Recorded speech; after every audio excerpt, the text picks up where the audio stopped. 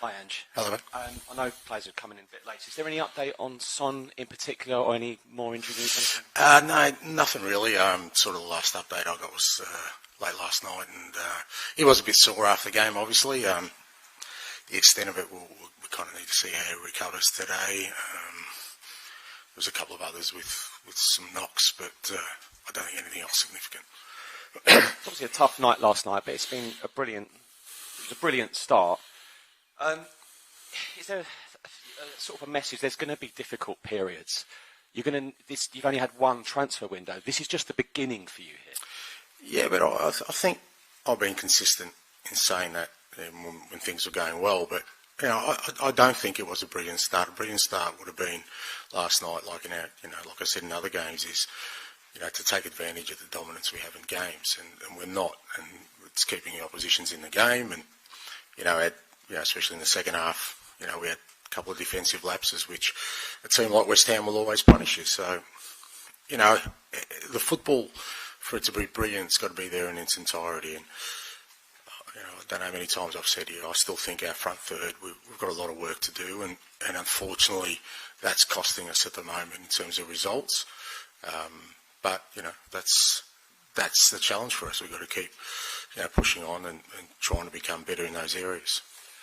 Can I just get confirmation that the club have rejected an approach from Swansea for Chris Davis? Obviously, it's a potentially exciting role, but it looks like he might be staying here then. No, look, I've just had a brief discussion with Chris, and he knows we've got a busy week, so we're all focused on that. And look, he's an outstanding individual. He's done some great work with us. He's done great work in the past, and it's not surprising to me that whether it's Swansea or other clubs would look at him, and it's what you want, to be honest. You want good people, and when you've got good people, they're going to attract attention, and from my perspective, whatever that sort of transpires to, it's very much in Chris's hands in terms of his decision, what he wants to do moving forward, and then obviously the club will deal with it from there. Ange, obviously the last 5 games might not have gone as you would have wanted, but overall after 15 games, where do you think things are at? Where do you feel? Where we're at, I guess where I've said all along, we're at the beginnings of trying to build something, and a lot of it is, I think there's been progress made for sure in many areas. Other areas we still need to do a lot of work in. We've obviously had some challenges within that time frame of injuries, which have disrupted our sort of ability to have a consistent lineup out there, and players out there who had started the season well and were very influential. So with all that context, but that happens to every football club, and we just got to work our way through this difficult period. But as I said, we're still at the beginnings of what we're trying to build. Christian Romero returned last night. Almost looked like he hadn't been away. How did you view his performance, and also as part of that leadership group as well? Yeah, I thought Christian was good last night. He obviously tired towards the end a bit, but he gave everything. It was good to get him back in the lineup. It gives us a certain security back there, and also he is one of these, like I said, as a leader, strong figure out there, which we're going to need through this period, because we're obviously still got some tough times ahead, and with guys like him will help steer us through that. And just lastly, Newcastle, obviously on Sunday, they've struggled a lot away from home this season, certainly more than they did last season. Is there anything that you've seen in their performance as to why they might be performing differently away from home? No, but it's fair to say Newcastle are probably the only other club that have gone through anything like we have from an injury perspective, and that's going to affect every club. And I think they've actually battled through it reasonably well, very well actually, considering the amount of disruptions they've had to their first team squad and the challenges they've had. And I think any club in the Premier League that goes through that sort of period will find it hard to get a consistency in results. But it'll be a tough game on Sunday for us, because again they've got a team that do have goal threats, and they work hard as a unit, and we've got to be able to match that. Thanks.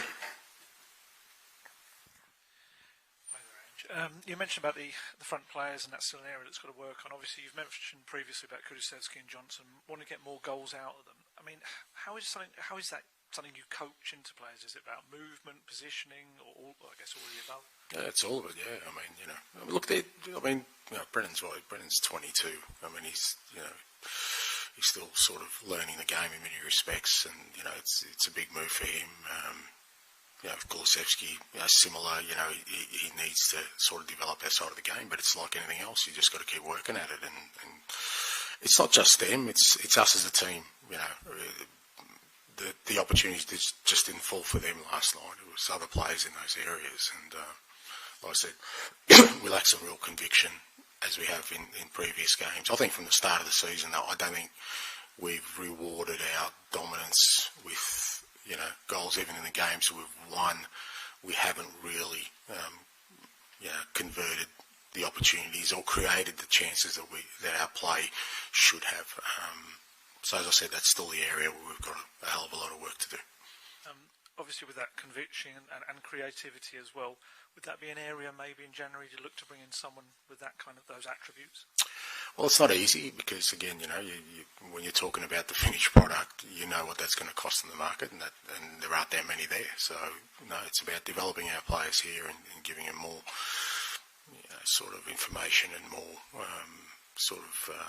room for them to continue to grow and understand the different options they have in those kind of areas. And some of it's just, like I said, experience of them being in those positions and us giving them the information to execute better the next time. And just on Chris Davies briefly, obviously he's done fantastic work for you so far this season, but with your experience of going into clubs, bringing in new coaches each time, does it make it easier to absorb a departure or not? Yeah, I've always been relaxed. I mean, I've said in the past, I think it's part of my role to develop staff. I mean, I'm really proud of the fact that a lot of the guys I've worked with, the reason they're not with me as assistants are because they're senior managers in their own right. So I never see, look, if you're looking for things that are going to be disruptive, and you can use that as a clutch and excuse for anything. We lost Harry Kane the day before the season started. There's a disruption. We've lost half a squad after one game. There's a disruption. If you let these things, there's always going to be. You can't work in a vacuum where everything is perfect. And for me, I've been relaxed in these kind of situations because I always believe that the environment will cover whatever sort of challenges we have if we get it right. So very quickly, LESOES, when he came off last night, was that just tiredness, or did he have a knock or anything, or just tactical? No, just sort of tactical. I just thought we needed some more legs in the midfield and try to change things up a little bit. Tim, please. And in terms of returning players, is this pretty much it until the new year now, or are there some coming back? No, I think that's it. I mean, we obviously we got Pepe a few minutes last night, and my understanding, him and Richie both sort of reported they were okay, but there won't be anyone else coming back between sort of now and the new year. You mentioned a few weeks ago how good training was and how fringe players were really pushing the first 11. With the amount of players you got out, does that naturally suffer in training, or are the levels still as you want? No, we're still sort of maintaining those levels. I still think our training's been good. It's had to get supplemented by younger guys coming in, so that sort of changes the dynamic a little bit. But in terms of what we've seen, the quality and tempo of our training still being at the levels we need it to be. And George, to finish this section. Hi, Ange. You're obviously short of creative options, and last few home games in particular, you've sort of turned to the bench and brought on Valise. I wonder, has there been a temptation looking at Jamie Donnelly, even though he's only 17, 18, to sort of throw him on and see what he can do? Because I guess the one thing he's shown for the under-21s is that creativity this season. Look, he's in the squad, and all these kind of decisions are made within the context of all the information I have. Players have an opportunity every day, to show what they can do and give me food for thought in terms of selecting. So if I'm not doing it, there's a reason why I'm not doing it, but that doesn't mean it doesn't change for next week or the week after. It's not just about the games they play, it's about what they do on a daily basis. But certainly Jamie's, I think he's developing. I think it's benefited him sort of training with us regularly now. He's pretty much a permanent fixture in here, and within that context, I think over the next few games, if he keeps developing the way he is, he'll get an opportunity in a game as well. And obviously results are important, but it feels like everyone knows you're at the beginning of this journey, where you hope to be a long-term project. Does the 4 defeats in 5 bring extra pressure, or do you have to kind of focus on the long-term job? I guess neither on both. The pressure is the pressure. It's always there. It's how you kind of treat it, and I've never let it sort of guide my path or my way forward. I mean, I just think I've got a clear idea about what I'm trying to do, and we'll keep methodically working against that and being really disciplined about that. But that doesn't mean long term.